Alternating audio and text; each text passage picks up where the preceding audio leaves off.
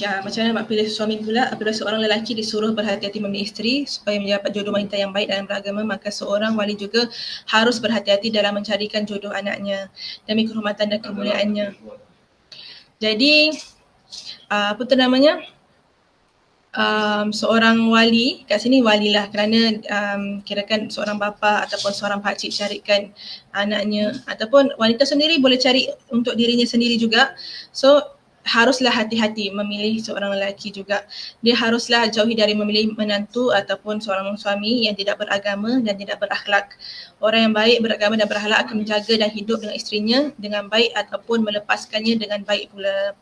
Okey, jadi kat sini pentingnya cari juga pasangan yang beragama. Macam mana lelaki harus cari wanita yang beragama, wanita juga harus cari lelaki yang beragama.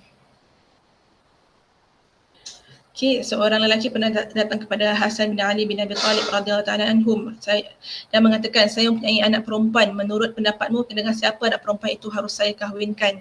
Jadi Hasan radhiyallahu taala anhum menjawab, kahwinilah ataupun kahwinkanlah dengan lelaki yang bertakwa kepada Allah. Kalau dia mencintainya, dia akan menghormatinya, dan jikalau tidak mencintainya, dia tidak akan menganiayanya. Jadi carilah lelaki yang baik, lelaki yang berakhlak, kerana kalau orang tu suka ataupun cinta kepada isterinya, maka dia akan menghormati dan menyayanginya, dan jika dia tak suka pun, dia tidak akan menzalimi, tak akan menganiaya isterinya. Rasulullah SAW pun berkata, "Idza ja'akum man tardawna dinahu wa khulquhu fankihuhu illa taf'alu takun fitnatun fil ardi wa fasad."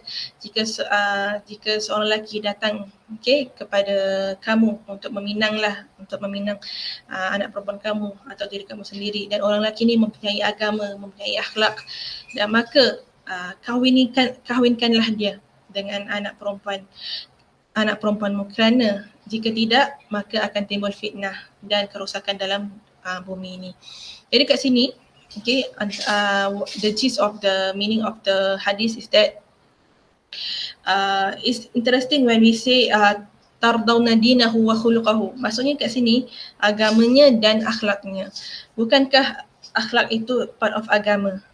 Akhlak is part of agama, tetapi Rasulullah SAW punya hadis ni dia mau tu nak tekankan lah, sometimes orang yang tahu ilmu agama tak semestinya orang yang berakhlak. Maksudnya orang tu tak mengamalkan ilmu agamanya. So kat sini carilah orang yang beragama dan orang yang berakhlak, which is mengamalkan ilmu agamanya. Dan maka kahwinilah. Kalau tak, for example kenapa kirakan kalau orang lelaki yang baik dah datang tapi ditolak, maka it will actually create fitnah lah dalam dunia ni.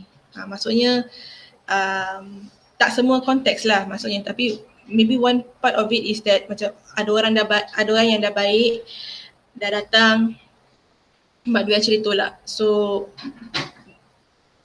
aslannya, there's no reason to actually tolak lelaki tu lah, sebab orang tu baik and kita memang cari orang yang baik.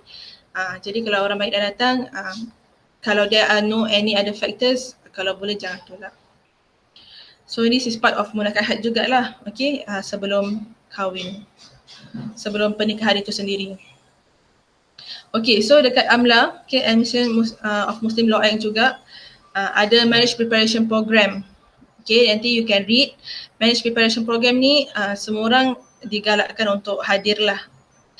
Dan orang yang bawah umur 21 wajib hadir.